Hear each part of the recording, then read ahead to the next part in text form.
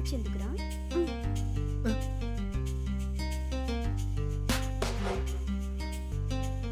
ఇప్పుడే మొద్దు, పెళ్ళైన తర్వాతే. కరెక్టే, పెళ్లి తర్వాత ఇంకోలా చేద్దాం.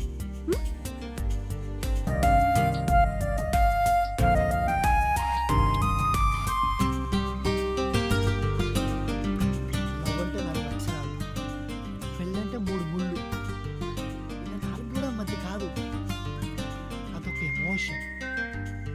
నీకోసం నేను చావనేం చేస్తాను, కానీ నా ఎమోషన్ చావనేమో. ఏం మాట్లాడుతున్నావు